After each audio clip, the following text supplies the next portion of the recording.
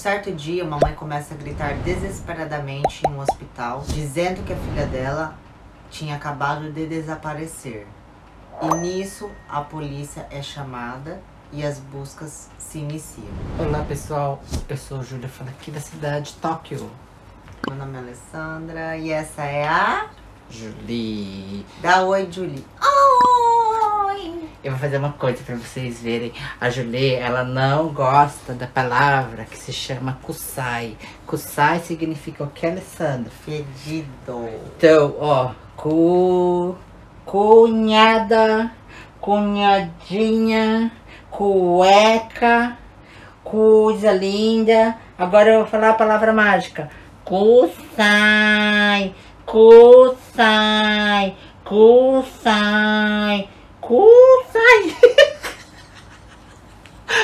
Eu não gosto da palavra kusai, que significa fedido. Oh, meu Deus. Você viu como ela sabe, ó? Kusai. Kusai. Ela não gosta da palavra kusai. Então vamos lá ao caso de hoje. E ela nunca mais saiu daquele apartamento.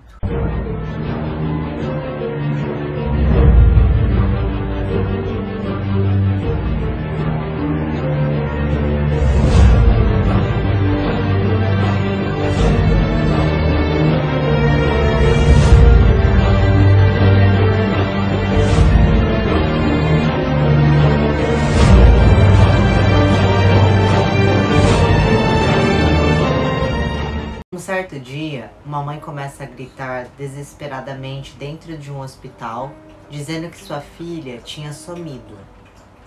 E aí nisso, ela entrou em pânico, chamaram os policiais e eles começaram a iniciar uma busca pelo hospital para procurar essa criança que supostamente havia desaparecido lá dentro. Descubra o que ocorreu com essa menina de 3 anos que havia desaparecido dentro do hospital em um estado aqui no Japão que se chama Niigata.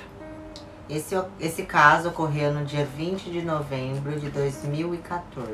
Sato Ayumi era uma mãe solteira que tinha uma filha que se chamava Miyu e ela tinha 3 anos. Era uma mãe solteira, para vocês lembrarem disso. Quando a polícia inicia a investigação do caso, não havia nenhuma testemunha que tinha visto a menina Miyu dentro daquele hospital com a sua mãe. E com isso, a polícia e os investigadores, eles tentaram recolher mais informações a respeito do desaparecimento da menina no hospital, porque não havia nenhuma testemunha que tivesse visto a criança ou a mãe com a criança lá dentro. Mas a fala da mãe da Miyu, que seria daquela menina que tinha sumido dentro daquele hospital, quando ela estava relatando para os investigadores, para a polícia, que a sua filha tinha desaparecido do hospital, não estava convencendo os investigadores e a polícia. E aí o que um dos investigadores fez?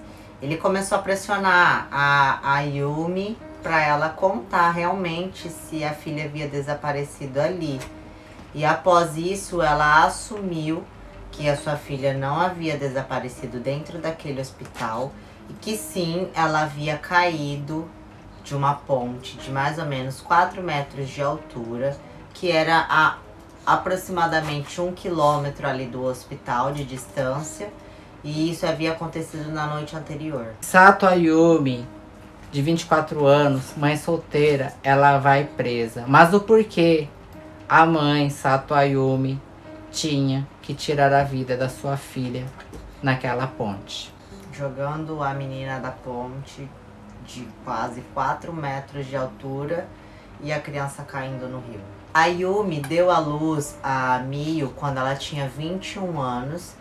E a Miyu foi fruto de um relacionamento abu que ela teve com um ex-marido dela no passado. E quando a Miyu ela tinha 2 anos, a mãe da Miyu, a Ayumi, ela se separa do seu ex-marido e se torna uma mãe solteira. E quando ela separou e virou mãe solteira, ela começou a observar alguns comportamentos estranhos e diferentes que a filha estava tendo. A Mil, ela não conseguia andar igual as crianças da mesma idade dela, e ela também não conseguia falar direito, então era muito difícil a Yumi escutar a voz da Mil, porque era uma criança que quase não falava. E além disso, a menina Miu, ela tinha uma doença atópica, que é um tipo de alergia, e ela também tinha uma doença de falta de ar. E um certo dia, a mãe Ayumi, ela leva a Miu para um pediatra para saber o porquê a sua filha vivia doente e era uma criança fraca. E o pediatra falava que a Ayumi, ela era uma boa mãe, porque as vacinas da criança sempre estavam em dia, nunca ela faltava as consultas. Inclusive a mãe, a Yumi, ela já tinha efetuado a reserva, né, daquela vacina, que é da vacina da influenza, que é feita todo ano aqui no inverno, né, que as crianças pegam muito gripe. Então tem uma vacina que as mães aqui, elas dão para as crianças no outono e no inverno, e ela já tinha efetuado a reserva dessa vacina. Que isso significa que a Yumi era uma mãe que se preocupava com a sua filha. E aí, depois que a polícia foi fazer a investigação, né, a polícia entrevistou várias vezes esse pediatra que acompanhava, né, a criança, e o pediatra disse que a mãe sempre fez tudo que ela precisava fazer em relação à criança, à saúde da criança, e que durante todo esse tempo que ele acompanhou também, nunca chegou a acontecer nenhum problema de maus tratos, a criança nunca tinha nenhuma marquinha no corpo dela, então que estava tudo ok em relação a isso. Só que ao mesmo tempo, voltando a falar da mãe, a mãe tinha muita preocupação em relação ao futuro, tanto dela e como em relação ao futuro da criança, de que como essa criança ia crescer desse jeito, sendo que ela vivia doente, ela não tinha um bom desenvolvimento, então isso preocupava muito ela, e ainda mais por ela ser mãe solteira. E os dias foram se passando e a menina Miu foi crescendo,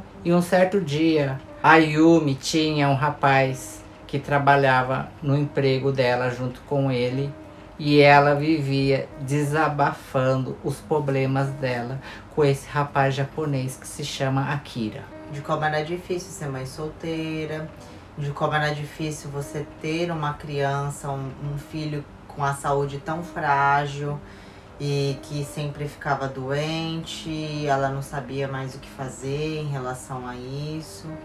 E aí, conforme eles foram gerando essa intimidade de amizade, eles acabaram começando a gostar um do outro e acabaram virando namorados. E o Akira, ele já conhecia a Ayumi mesmo antes, naquela época que ela era casada e sofria aquelas coisas que o ex-marido dela fazia com ela. E aí, depois que eles se tornaram namorados, a Yumi chamou a Akira pra ir morar junto com eles. E aí, nisso, eles supostamente começaram a viver como uma família feliz. Mas após 6 meses que o Akira começou a morar naquela casa da Yumi com a sua filha, o relacionamento deles esfria um pouco. O porquê?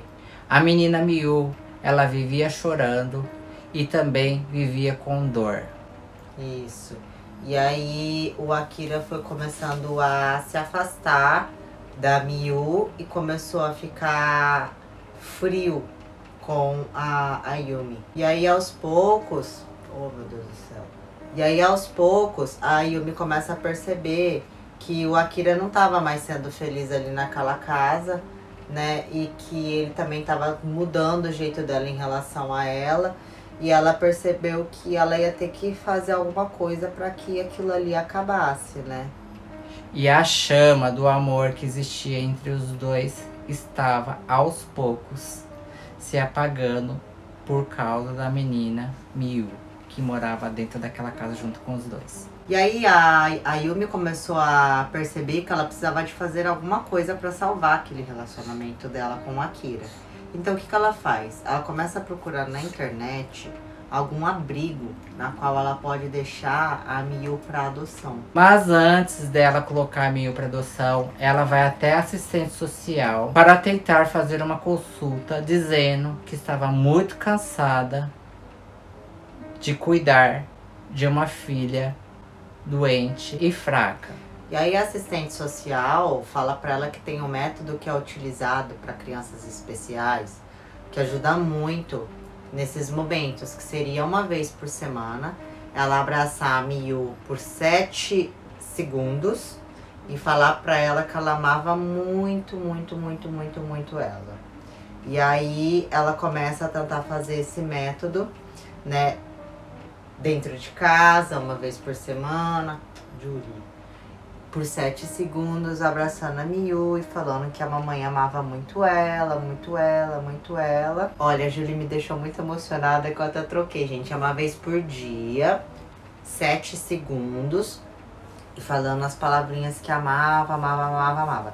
Ela começou a fazer isso, a criança ficava muito feliz de receber aquilo, só que ela percebeu que mesmo assim ela continuava chorando muito e ela continuava ficando doente. O estresse da Yumi de cuidar de uma criança doente e fraca estava aumentando a cada dia mais.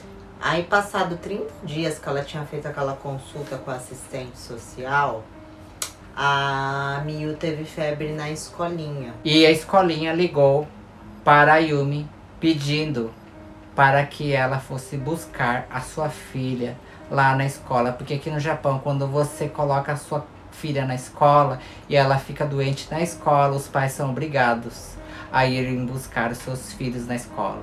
E aí a Yumi ficou muito estressada e disse assim que ela não ia buscar a filha.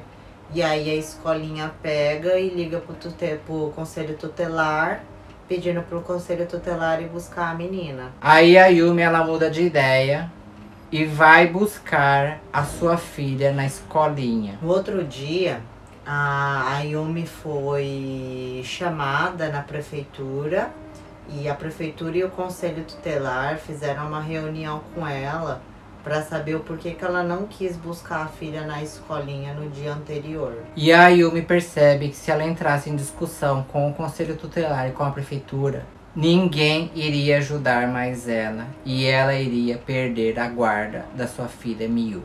Aí ela resolve se fingir de boazinha, pede desculpas pelo que aconteceu e tenta limpar a imagem dela para eles, para que ficasse tudo bem naquele momento. Mas a Yumi, ela já estava no pico do estresse e no limite de cuidar de uma criança doente e fraca.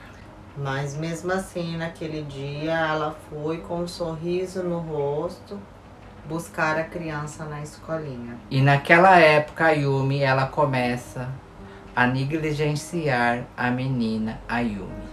Quando estavam as duas sozinhas em casa, ela só ficava mexendo no celular. Ela não dava atenção pra menina. E aí ela teve uma grande ideia. Por que não deixar minha filha com minha mãe? Só que aí, quando ela tava no meio do caminho da casa da mãe, ela lembrou que se ela fosse levar a criança pra mãe tomar conta, a mãe ia dar um sermão nela. Então ela pega e resolve voltar pra trás e levar a menina de volta pra casa. Se sua mãe desse um sermão pra ela, ela iria ficar mais estressada do que ela já estava. Isso. E aí naquele dia, quando ela voltou pra casa, o Akira já estava lá. E aí, quando ela chegou com a criança e o Akira já estava em casa, a Miyu começou a chorar. E nisso o Akira perdeu a paciência dele e aí ele foi pro quarto e chutou a porta do quarto. E aí ela percebeu que se aquilo continuasse, se aquela situação continuasse, ela ia perder o namorado dela. Então alguma coisa ia ter que acontecer. E aí ela teve a ideia de que se a Miyu desaparecesse, os problemas dela iam acabar. A Yumi, ela pega sua filha Miyu e vai até aquela ponte. E coloca a Miyu no pé do murinho daquela ponte. Só que como era uma ponte que passavam muitos carros, ela tava com um pouco de medo, né, de fazer alguma coisa, então ela ficava tira e põe a menina ali da ponte, né, do tipo do parapeito da ponte. Ela ficava tira e põe como se estivesse brincando com a menina, né. E aí ela fazia isso também no sentido de ela tá criando a coragem para poder jogar a menina da ponte sem que nenhum carro visse. E a Yumi, ela fica esperando o momento certo para concretizar o seu plano. E aí, conforme ela tirava e colocava a menina da ponte, a menina até falou pra ela assim, nossa, mamãe, que legal brincar de subir e descer da ponte, né? Ela coloca a menina Miu na ponte e finge que está tirando uma foto para disfarçar para aqueles carros que estavam passando naquele local da ponte. E a Miu tava bem alegre de estar naquele momento brincando com a mãe de sobe e desce da ponte. Chega o momento que a Yumi tem a certeza que se ela soltasse a menina ali da ponte, os seus problemas estariam todos resolvidos. E aí ela fica segurando a mão da Miu por um tempo. E aí a Miu olha pra ela e fala, bye bye, mamãe. A menina Miu cai daquela ponte de 4 metros de altura, indo parar dentro do rio. A Yumi sai correndo do local e entra no seu carro, desesperada, e volta para sua casa. Chegando no seu apartamento, ela encontra o Akira. E ela fala pro Akira que a Miu estava na casa da sua mãe e ela iria ficar por um bom tempo lá.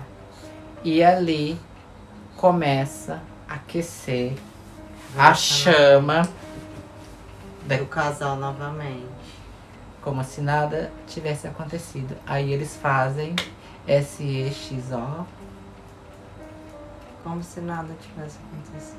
E no outro dia, a Yumi, ela vai naquele hospital e fala que a sua filha tinha desaparecido dentro daquele hospital.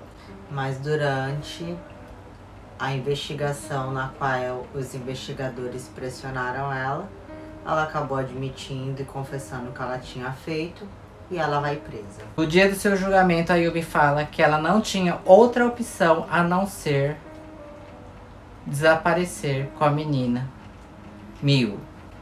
E ela admitiu que ela era uma mãe muito perversa e cruel. No dia 18 de maio de 2015, a Yumi, ela pega 9 anos de cadeia. E aí o juiz declara que a Yumi foi uma pessoa realmente muito cruel e perversa, porque mesmo perante todas as ajudas da prefeitura, que a prefeitura dá, né, que no Japão o governo dá ajuda para as mães solteiras, ou ela poderia levar a criança para o conselho tutelar, ou doar a criança, dar para adoção, ela preferiu jogar a filha da ponte em vez de recorrer a qualquer uma das outras alternativas. E o juiz também relatou que a Yumi, ela sentia que a menina Miu era um estrovo na sua vida, que a sua filha Miu estava atrapalhando o seu relacionamento com o Akira. E o juiz disse que mesmo se ela tivesse preferido ficar com o namorado em vez de ficar com a filha, nada justificaria aquele ato cruel que ela teve de ter tirado a vida da filha para preferir ficar com o relacionamento dela com a Akira. E depois que o juiz declarou isso, ela ficou calada e não disse mais nada. Não dá para entender como uma mãe consegue jogar uma filha de 3 anos de uma ponte. Mas a certeza que a gente tem é que isso jamais deve acontecer. Sim. E às vezes também, se ela tivesse um bom relacionamento com a família dela, eu acredito que isso também não deveria ter ocorrido, né? Com certeza, né? Não que justifique, mas também por ela ter vivido todo esse período de estresse, de ser mãe solteira, de ter uma filha sempre doente, uma filha especial, isso deve ter deixado ela uma pessoa muito perversa, muito cruel. Narcisista, né? Narcisista. Isso pode também ter sido consequência de todos esses sentimentos ruins que ela foi sentindo no decorrer do tempo. E com certeza a Yumi tinha certeza que jamais ela conseguiria um namorado porque tinha uma filha especial dentro da sua casa. Mas aí surge aquela dúvida que é muito estranho, né? É difícil a gente explicar o comportamento humano, mas ela cuidava tão bem da criança no começo. Uhum. Ela se empenhava, ela não faltava numa consulta, ela dava todas as vacinas. E por que que o jogo virou desse jeito? Por que que ela chegou ao ponto de tirar a vida da filha? É porque ela escolheu ser mulher do que ser mãe, né? Não é? Será que era muito mais importante o tempo que ela ficava com o namorado do que a filha dela? Infelizmente, pessoal, que tem muitas mães solteiras no Japão que são carentes, né? Você vê que a maioria dos casos que a gente conta aqui, a maioria, né, envolvendo crianças e mães solteiras, né? Agora que tá no mundo inteiro esse negócio, né, de tirar a vida, né, de crianças, né, nos Estados Unidos, né? Pra quem não sabe, tá tendo muita passeata lá, você fica sabendo. Estão queimando as clínicas, né? Estão tacando fogo nas clínicas que tiram crianças, né, dentro do corpo das mães, né? Deixa eu só te interromper. A gente não tá dando a nossa opinião pessoal, tá? A gente só tá trazendo um relato pra vocês de como acontecem as coisas aqui no Japão. E pra quem não sabe, no Japão não é considerado um ato ilegal você remover a criança. Simplesmente. É até determinado mês ou realmente durante toda a gestação você pode optar? Ah, isso aí eu já não tenho certeza. Eu sei que você pode ir quantas vezes você quiser. Então, e assim, independente se você considera certo ou errado, aqui é possível você fazer isso. Existem clínicas legalizadas. Só que é pago. Isso. E não é barato, né, Alessandra? E é mais caro do que um parto, não é? Não, Não chega a ser mais caro que um de parto? 150 mil ienes, que dá em torno de quase 1.300 dólares, 200 dólares pra cima, né? Depende da clínica eu que fui vai, num né? lugar com minha cliente, ela pagou 250 mil, né? Que dá quase 2.000 dólares, né? Entendi. Vai do lugar, vai do local, né? Só que tem probleminha, né? O problema daqui do Japão é que eles utilizam uma ferramenta que é tipo um gancho, uma pinça, sabe? Que eles introduzem e puxam o feto. E aí, no que eles introduzem, corre o risco de machucar o útero. Riscar. Fazer qualquer tipo de Raspar, lesão, né? no útero. Por isso que muitas das mulheres aqui que fazem a extração, para não falar a palavra, da criança, do feto, depois elas têm muita dificuldade de engravidar novamente. Olha, eu tenho uma cliente minha que ela fez 4 vezes. É bem difícil, porque já normalmente quem já faz isso já é difícil, porque eu escuto falar que depois o útero não consegue segurar, não tem força suficiente para segurar a criança, né? E tem uma coisa que assim que você vai na primeira consulta, que você tá grávida, a primeira coisa que o médico pergunta é o que, Alessandra? Isso eu sei porque eu acompanhei a minha amiga no ginecologista quando ela estava grávida. E a primeira pergunta que ele fez era se ela queria manter a gestação ou se ela queria remover a criança. É a primeira pergunta que eles fazem. E é no preto e no branco. É. Não tem mar de flores, ele já tá caçando na lata, pergunta pra você. E aí, quando você vai na clínica procurar por esse procedimento, eles já deixam avisados de que você pode estar fazendo aquilo, desde que você tenha a condição de pagar. Porém, é um caminho sem volta. Tem documentos pra assinar, né? Sim, você assina vários documentos. O pai também precisa estar de acordo? Eles ligam, né?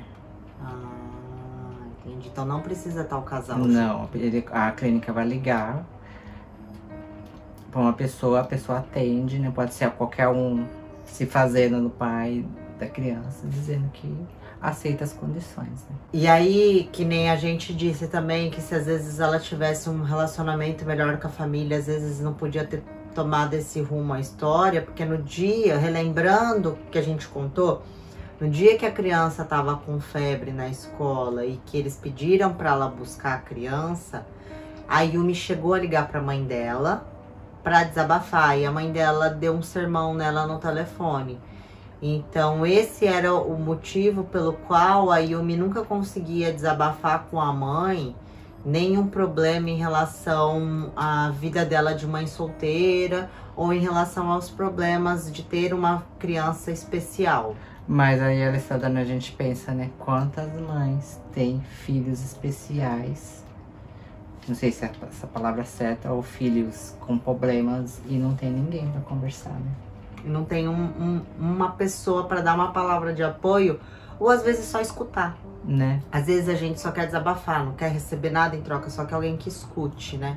E quantas pessoas não devem viver nessa vida, né? Que a única coisa que a criança tem, a criança especial, é a mãe e o pai, né? Sim. E sendo que os pais, no caso dela, não tinha ninguém, né? Sim. Ela não tinha ninguém pra poder, né? Sim. E a gente fala que mães e pais que têm filhos especiais, eles precisam pedir ajuda, né? Que às vezes tem muita gente que tem medo de pedir ajuda, né, Alessandra? Sim. Pode ser que muitas pessoas falem não, mas uma hora alguém vai falar vai falar sim para te ajudar. Então a gente não pode perder a esperança de encontrar alguém que possa estar ajudando a gente. E também, né, o mundo não pode continuar assim, né, Alessandra? A gente tem que ter a noção que todo mundo precisa de ajuda, né? Sim. E os únicos momentos de felicidade da Yumi eram com o namorado dela. Então foi por isso que eu acho que ela foi tão egoísta no pensamento dela de que ela precisava de tirar a filha dela dessa história toda pra ela poder ser feliz com o namorado dela. Porque provavelmente se tivesse dado certo, né, o plano dela, né? Sim. Mas não deu. Pra vocês que moram aqui no Japão, se vocês perceberem que tem um vizinho seu ou alguém que esteja, né, machucando alguma criança, ligue para 189 aqui no Japão. Você pode fazer a denúncia anônima, né? Sim, e esse 189, ele, por exemplo, se eu tô aqui em Tóquio, eu ligar aqui em Tóquio, ele vai pro conselho tutelar mais próximo da minha casa, né? Então, se você ligar para 189 aí da sua cidade, provavelmente vai para a emergência da criança mais próxima da sua casa. É claro que tem cidades que é um pouquinho diferente, mas a denúncia vai, né? Uhum. E esse telefone funciona 24 horas? 24 horas você pode denunciar, por exemplo, você tem um vizinho ou você ouviu falar, né? Mesmo que você só ouviu falar, denuncie, tá? O porquê, Alessandra? Porque no ano passado existiram 205.029 denúncias aqui no Japão sobre maus tratos infantis. Isso significa que por mês dá em torno de 17 mil casos de maus tratos à criança aqui no Japão. O que dá 566 casos por dia. Em 2021, houve 1.000 casos de crianças com menos de 9 anos que desapareceram aqui no Japão. Que significa que mais ou menos por mês sumiram de 83 a 85 crianças. Sendo que o Japão é um país seguro e é um país pequeno. E isso é os casos que eles contabilizam, né? Sim. E os que não são denunciados. Fora os casos que não saem na mídia. E infelizmente, né, os casos aqui são bem escondidinhos, né, Alessandra? Eles não jogam muita coisa pra mídia, a não ser que você procure, igual eu faço. E aí, só pra finalizar o caso, se a Yumi tiver um bom comportamento na prisão... Ou teve, né? Ou teve, né? Que não tem como a gente saber. Esse ano, ou mais tardar ano que vem, ela sai da prisão. E esse foi o caso do nosso canal hoje. Dá tchau pra todo mundo! Muito obrigada pra vocês que chegaram até aqui. E contribua aí, pessoal. Por favor, deixa o like e comente, tá? Isso é muito importante pra gente continuar contando as verdades do Japão. Yes! Certo, Julie? Fala. Bye, bye! E a gente vai ficando por aqui. Até o próximo caso no Do canal Tóquio Tomodachi. Sayonara.